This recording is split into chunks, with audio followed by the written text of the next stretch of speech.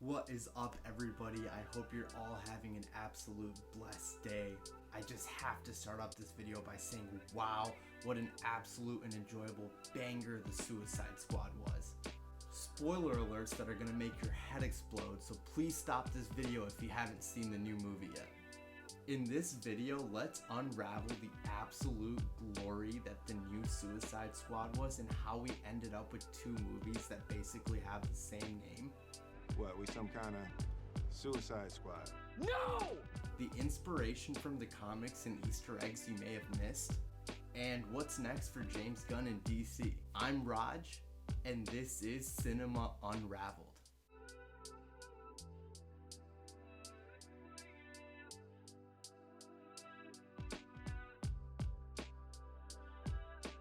So when Suicide Squad was originally announced, comic book nerds like myself everywhere went nuts. This is an off-the-wall comic book series where the US government assembles a task force of supervillains that have been caught and sent to prison by members of the Justice League or other superheroes in the DC universe. They're sanctioned on missions deemed too crazy for the superheroes, which oftentimes leave most of the crew dead, hence the name Suicide Squad.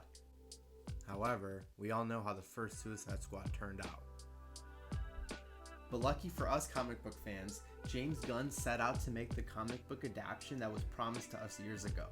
I was actually a big fan of how we're immediately introduced to the new Task Force X and sent on a new mission. The movie actually has a pretty fast pace, and that is something that's evident minutes after the movie begins with that bloody cold opening. From Pete Davidson's face being blown off to the death of Mongol, TDK, and Javelin, James Gunn knew what the fans wanted and he was not messing around. His unique film style was evident throughout the movie, with a kick-ass soundtrack, the movie being split up into chapters, and staple actors making appearances such as Michael Rooker and even his brother Sean Gunn. There's also a few noteworthy Easter eggs that I think are worth being called out, with my personal favorite being the creator and biggest influence behind the Suicide Squad, John Ostrander, having a cameo in the beginning sequence of the movie. As well as the nods and influences in this movie to Ostrander's run of Suicide Squad, the location, Corto Maltese, while fictional, wasn't created solely for this movie either. It's actually a fictional DC staple created for The Dark Knight Returns and even briefly mentioned in 1989's Batman. Bloodsport's badass backstory where he shoots Superman with a kryptonite bullet, sending him to the ICU, is also a story lifted directly from the comics. There's also Bloodsport's helmet, which James Gunn admitted was inspired by the Alien series. We also see a few other low-key DC villains pop up in this movie, including Crazy Quilt, Double Down, and Calendar Man. And on top of the Easter eggs, I really love the continuity in play here with Harley Quinn, as she completes her arc seen in the original Suicide Squad movie and through Birds of Prey, with her shooting the leader of Corto Maltese over his red flags, and her revised tattoo that initially read property of Joker, but now reads property of no one. And finally, the thank you note to David Ayer, which brings us to the question, why is there a movie called Suicide Squad and The Suicide Squad? Well, it's because the 2016 version of Suicide Squad was not that well received by both fans and critics. And there's probably one big reason why that's the case. There was a lot of studio meddling.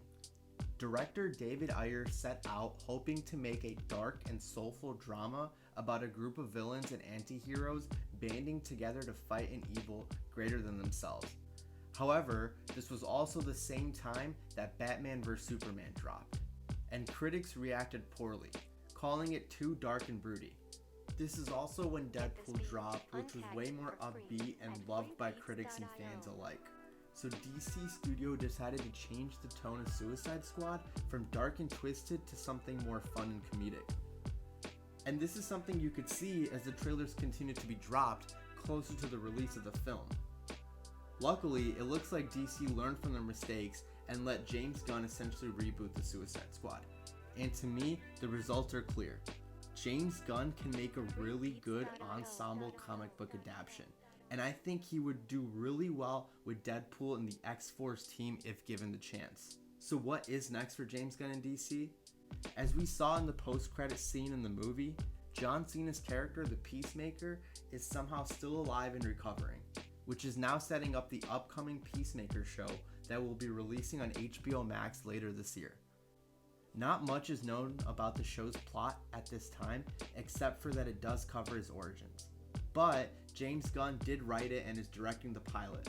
As for DC, we're still waiting for the upcoming Batman reboot and the Flash movie, but I am loving the direction they are taking with these off-the-wall one-offs rather than a cohesive saga like what Marvel has been working on. So what did you think of the new Suicide Squad movie, and what villain would you love to see in the movies next? Drop your thoughts in the comment below, and as always, please like and subscribe. Thanks for watching, everyone.